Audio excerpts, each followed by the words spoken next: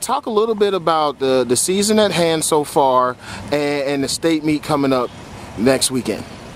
Okay, well, we're approaching the end of the season. We have our league championship meet this Saturday, which is tomorrow. The league championship meet, we formed a league with Pickens, Gilmer, and Kusawati swim teams.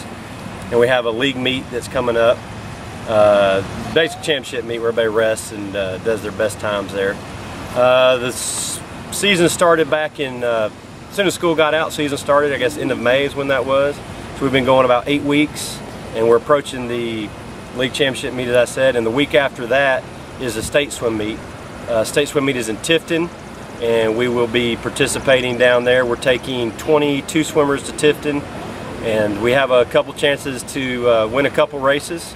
So we'll see how that goes. We've had a good hard season, some really good swimmers, and some people have improved a lot and come a long way, and they made it to state too, so we're proud of everybody. Now, with the state meet coming up, and obviously the league championship, with the state meet, I guess with everyone having their place decided, what do you look to gain out of the league meet Saturday? Well, the state meet places aren't really decided. State meet, the top 3 people that qualified at the state qualifier go to the state meet. So their places at state are not really decided, so we're still trying to improve our swimming. All they've done is qualify for state. Once you get there, it's anybody's game who wins first or last or anywhere in between. So anything can happen there. But this weekend at this championship meet, the swimmers who didn't qualify for the state meet, we've rested them so they can do their best times here. And the kids who did make the state meet, we've been working them hard, so it's going to be more of a training meet for them. So it's like a last opportunity meet for the kids who didn't make state, and the kids who did make state is a training meet trying to still get better before they go to state meet. Now, Coach, you've had some success. You've had some guys that and some ladies who have medaled in the past. What are your expectations this year going down this year? In the past, we've had 3 state champions, which we're real proud of. We've had, I think, close to 10 runners-up in different events. So we've done really well in the past. This year, I anticipate we have a couple chances to win first places. I honestly don't think it's quite as good as the past years, but the chance is there. Anything can happen. I expect our kids to do well. I expect them to make best times. I expect, of the 22 kids going, I expect at least half of them to make finals. And if we can get half the kids making finals every time we go, we're doing really well, because it's a very competitive meet that we're going to. Now, Coach, speaking of the competition, now this is a small community. Talk a little bit about what you've done to have this kind of success in an area as small as Gilmer County. Well, what we've done is, I started coaching the swim team about 6 years ago, and I brought in a mentality of just trying to get the kids to be the best swimmers they can be, treating it like a sport, not an activity. A lot of kids go to swim pool and they goof off and play, and that's fine, but swim team we treat it as a real sport, a real, I guess the best way to say it, a real sport, so we work hard. My team, we practice in the morning, so people who get up every morning in the summer to be out here are dedicated to it. When we get here, we work hard. I expect a lot out of my kids, and in return they expect they give a lot. And the kids who stick with it and work hard, well, I've noticed most kids who come the first year, they learn and they get experience, and the second year kids, about 90% of the kids who come back for their second year, maybe 95% of those kids have improved enough to make state. So it really takes 2 years of working hard unless a kid is really talented, and that does happen in the first year. But what we've done, we've just tried to instill an attitude of working hard, being committed to the sport.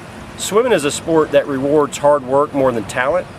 A lot of sports you can get away with just being talented and not working hard, but swimming is not one of those sports.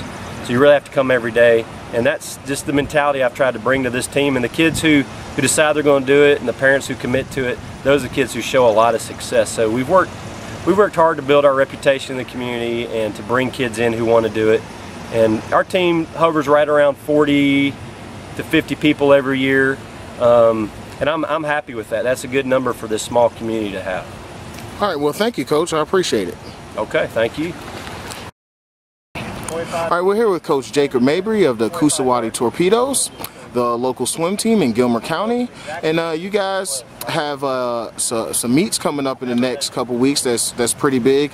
Talk a little bit about you guys' season and what you guys have coming up. Well, we've had a pretty good season so far. We've gotten about 15 kids to state, which is next weekend, and that's the most that Coosawattee's ever sent. And then Saturday we have a meet here at this pool. It's the Georgia Mountain Swim League Championship meet, and we're sending about 20 kids to it. And yeah. Now, when you have the league meet coming up before state, what is it you look to game plan for the kids that's going to state as opposed to the kids that didn't qualify for state? Well, for the kids that didn't qualify for state, it's kind of a last hurrah and kind of get ready to do their best strokes, do what they want to do, and have fun. And for the kids that are going to state, it's to figure out with their state strokes what they need to fix before state and see kind of where they need to improve and how they can get to where they can be their best. Now, Coach, you said that you guys have had you're taking the most swimmers ever that Coosawattee has had.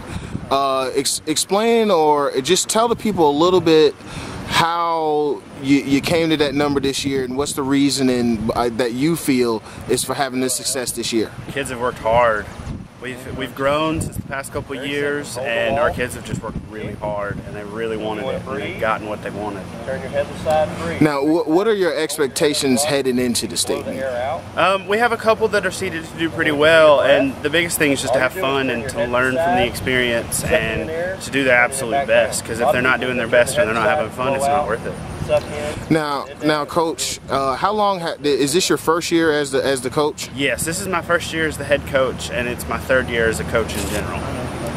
And what have you learned over the 3 years that you've applied this year being the head man? I think the biggest thing I've learned is just to keep my head, which is not very easy for me, but that's the biggest thing I've had to learn so far.